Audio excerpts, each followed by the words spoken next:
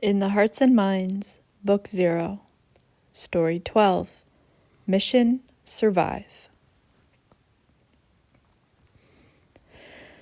When Vardy went to the doctor to help with hallucinations of shaky blue hands reaching for her, something happened, and her vision grew dark. She never went fully under. Apparently, her resistance to chloroform was but one sign of her candidacy to be steeped and survive. She had been conscious, though barely, during her entire steeping. Her clothes came off, nipples pebbling in the absence of warmth.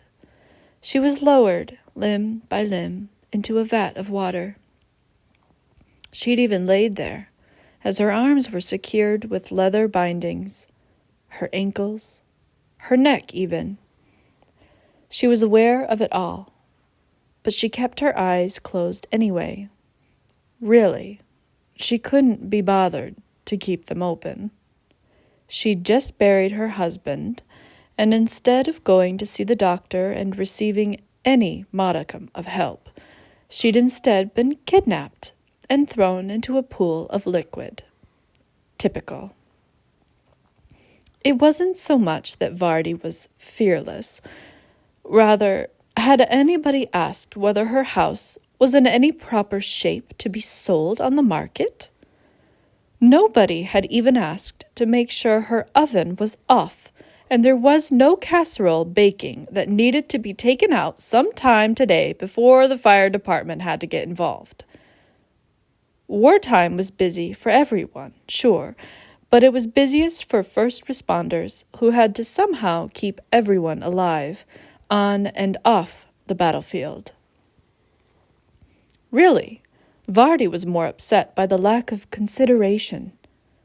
As she steeped, the incessant beeping of machines and glubbing of water fell away, and this remained her only thought. She wasn't even allowed to cross her arms to show her displeasure. How barbaric. Stubbornly, she kept her eyes closed, even as days passed.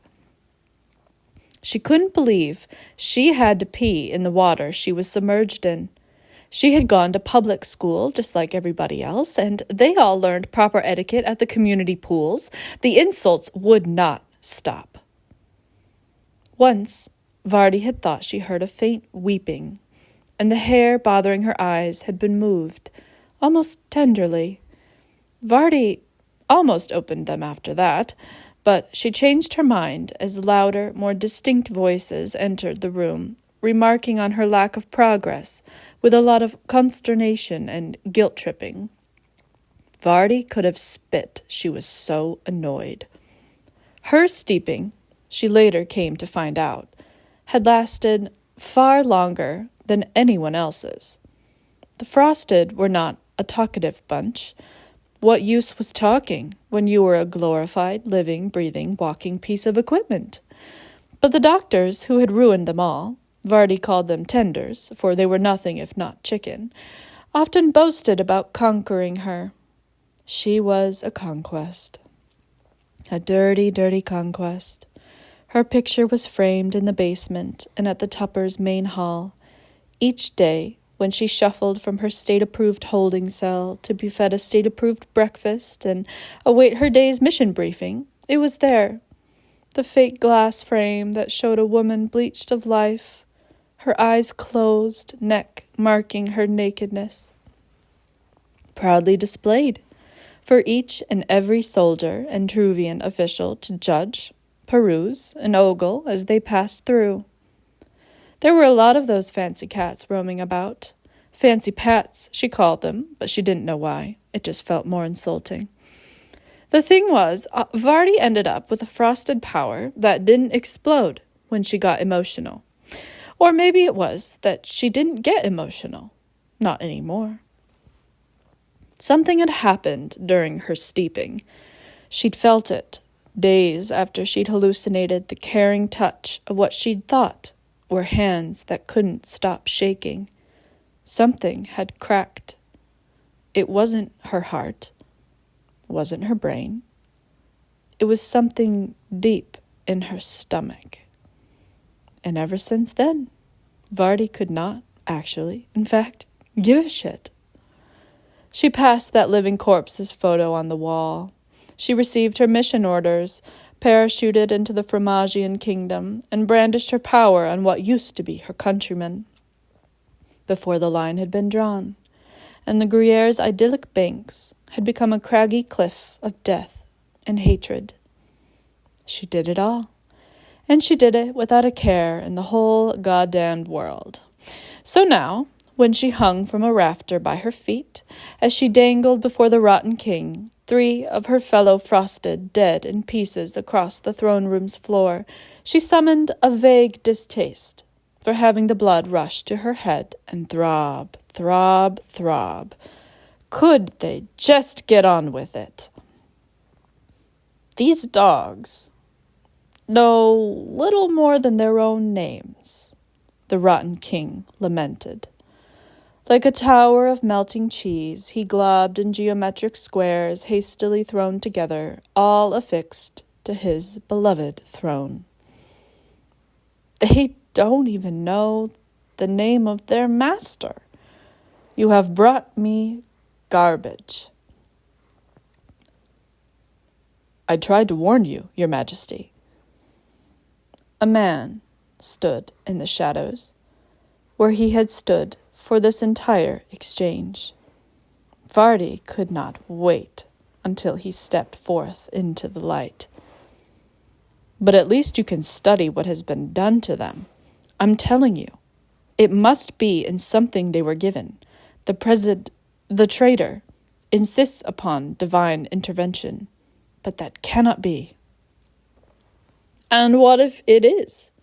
The king harumphed, turning a cheese glass around and around in his hands. Below him, more glass littered the tasseled rug. Carelessly, the one in his hands fell, tumbled, rolled, just as the limbs of Vardy's comrades. He'd given the order for their deaths in much the same lazy way. Almost immediately after it fell, chipping into tiny, glittering pieces, a new toy was placed into his hands. No one cleaned up the floor at his feet. What would be the point? He didn't move from that throne. Your Majesty, what if the heavens gifted the traitor the means to destroy us? A resounding hiss sucked the air from the room as advisors, soldiers, and other onlookers reacted to their king's words without knowing what reaction he was looking for. Your Majesty, the man in the shadows said, and Vardy heard a step from his direction. She let her eyes droop closed as the throb in her head worsened. Their voices were no longer louder than the pulsing of her brain, no longer louder than the rushing sound of water in her ears.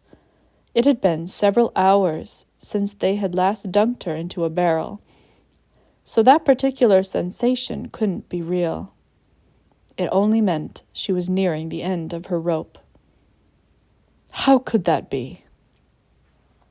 The man in the shadows took another step, this one landing on hard floor, and not the muffled sound of a rug.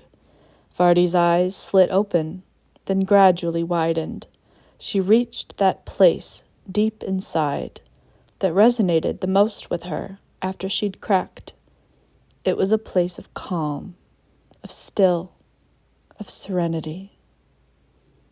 It was a place without emotions or movements, and it was the only place where no one could touch her.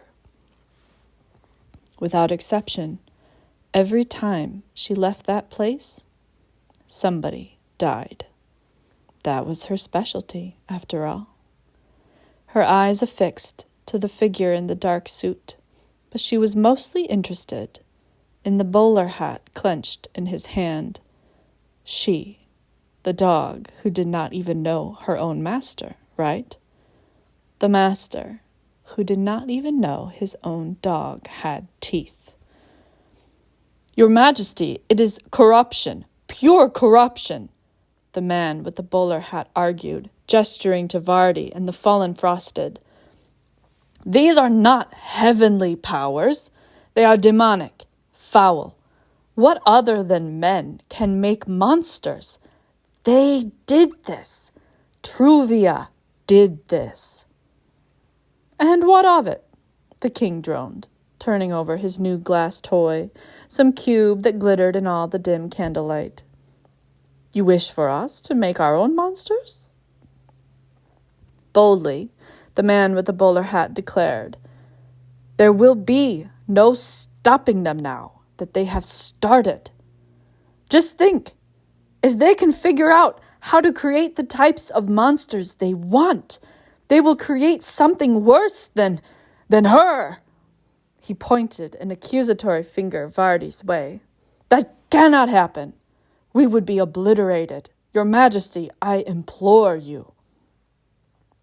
"An arms race, but the arms are human," the king summarized. "That, at least, is controllable. I suppose you have a point. We will do it then. We will make our own monsters. Take that woman away and figure out how they did it.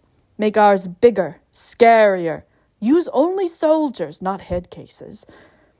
Vardy was dragged away, but not before she met the eyes of the man with the bowler hat. Whatever he saw in their meeting caused him to shiver, but Vardy only offered him a smile.